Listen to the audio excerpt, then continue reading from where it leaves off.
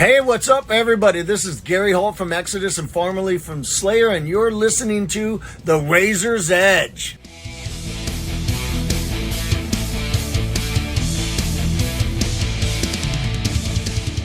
Hi, it's Razor's Edge and I'm here with Sigh today. How are you? I've been touring a few weeks now, so I'm 53 now, so I'm getting a little bit tired, but I'm still. You've still got a set to play today though, you've still got the energy for that, hopefully. Yes, of course, I do have the energy.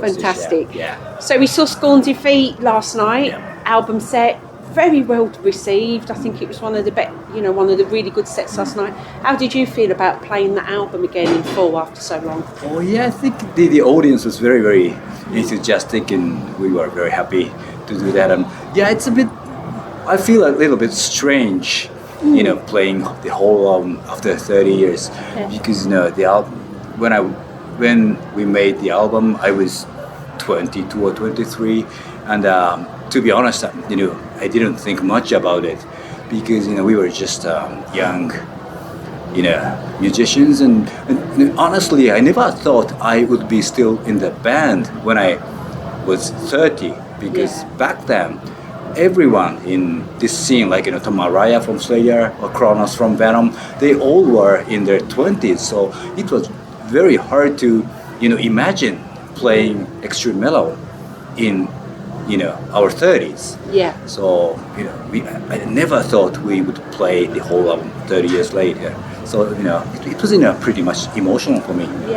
I can imagine it evokes memories of, like you were saying, at that age and when you made that album as well, and the place you were at, because we all evolve, and as we get older our lives change, don't they? Yes, it's totally different. The recording system is different. We use the analog tapes and everything, and I knew nothing about music, and I just played the music I loved.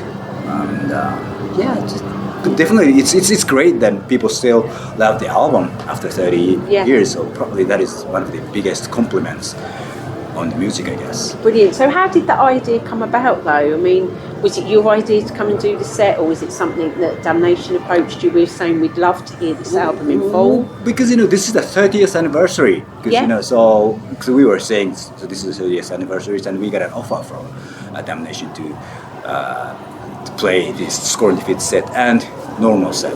So we said, of course, yes. I thought it was a good idea to play everything. To do both, definitely. Yes. And I think it would please a lot of the fan base, wasn't it? Those early fans and maybe the later fans. It's something for everybody, isn't it? At that point? Because we have been together for more than 30 years now, and released more than 10 albums, so it's very hard to cover everything. But this time, we played every song from Scorn Defeat last night, so we don't have to play anything from Scorn Defeat anymore tonight. So there will be no repeating at all. So it's a good way to. Which is good for fans. Yeah, definitely. I think so. Yeah. So what do you think's been the biggest change? I mean, like we were saying, you've had a 30-year music career.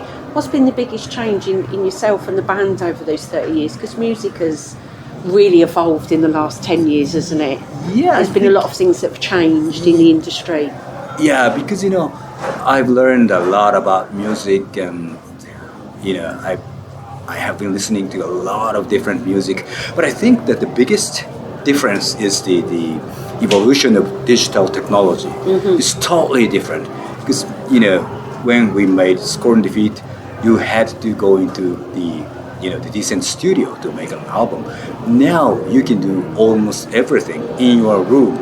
If you just have a PC, you can have an orchestra or choir or anything on your computer, and you can record anything. Probably you need to go into the studio to record the whole drum kit, but vocal and guitars and bass and everything, you can do it in your room, and the sound quality is not bad at all. So probably that is the biggest change. So you can take your time. When we did Scorn Defeat or Infidel Art in the 90s, we had to record everything under the pressure of the budget, and so now you don't have to think about those things. I think that is the biggest evolution and the biggest change. And what is it like touring now as well compared to then? I mean, because obviously touring's also changed. The world has changed. Things at the moment are quite expensive. To get around the globe. Yes. Yeah. yeah, COVID changed everything, and the war in Russia Yeah. changed everything. Now the air flights are almost double and sometimes triple compared to before the pandemic. And not just air flights, and bus and gas, and everything is so expensive. And what's worse, in Japan, the Japanese yen is the weakest in 30 years or 40 years now. So yeah, it is getting harder and harder for us to, tour and to make it break even.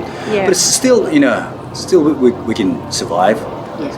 Good. So what's the metal scene like in Japan? Is it quite healthy? Are there a lot of bands coming through? Is there a lot of venues you can play at? Actually, this year or maybe next year, too many bands are coming to Japan from Europe and the US. Yeah. I don't know, maybe the bands have to keep touring to, make living.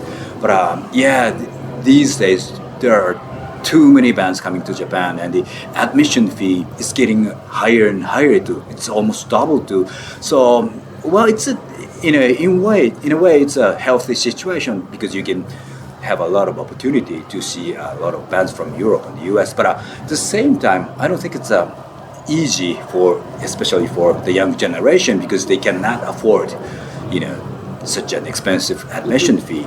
So, and the merchandise is getting more and more expensive. So I don't know. Let's see how it goes in the near future. So I think we were going through some, the changing time. I think you're right. I think that money gets diluted, doesn't it? Especially in big cities in England, like Birmingham, Manchester. You can sometimes have 3 bands playing the same night, and you've got to make that choice then out of the 3 where you spend that money, haven't you? So it's quite difficult, I imagine, when that's going on a lot. Yes, For bands. exactly the same situation in Japan. So your last album was out in 2022. Are there Yes. plans to put any new music out soon? Actually, no, not at all. Not at all. Because when I was younger in the 90s, we released almost an album almost every year. I don't know how I could do that now. Keep up with it. Yeah, it's a lot of work. Yeah, because the album came out in, as you said, 22 last year. But we finished everything 2 years ago, November 2021.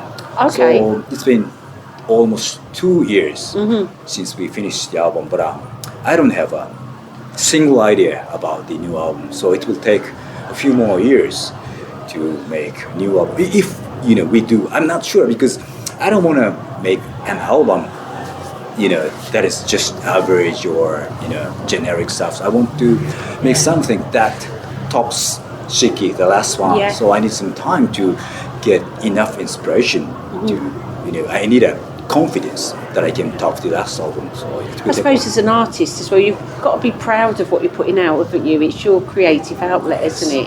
Yeah. And it's got to be something you're really happy with. Yeah. Yeah, like you're saying, and that's important as well. Yes. So if I don't have, I'm not coming up with a new idea, it's okay even if the Shiki becomes the last album side, because I'm pretty much proud of the album right now. I'm satisfied with it.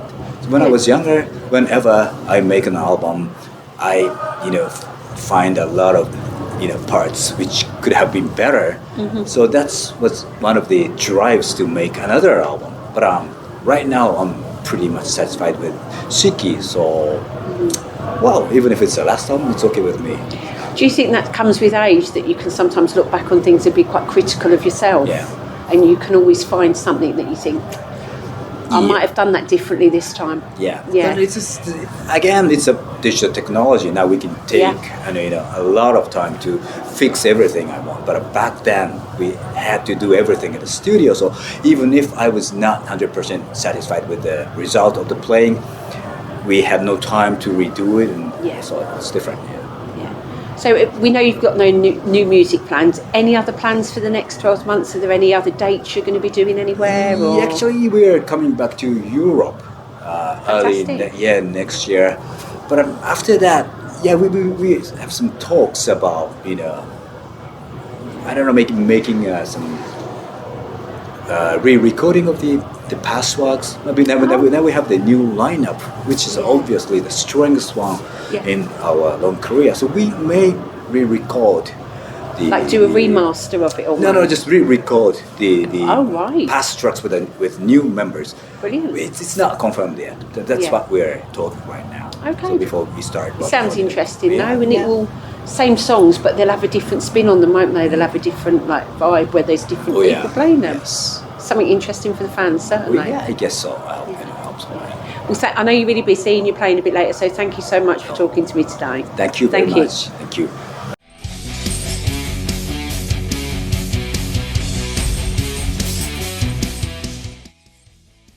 Thanks for listening. Make sure you keep up to date with future episodes by subscribing to our channels.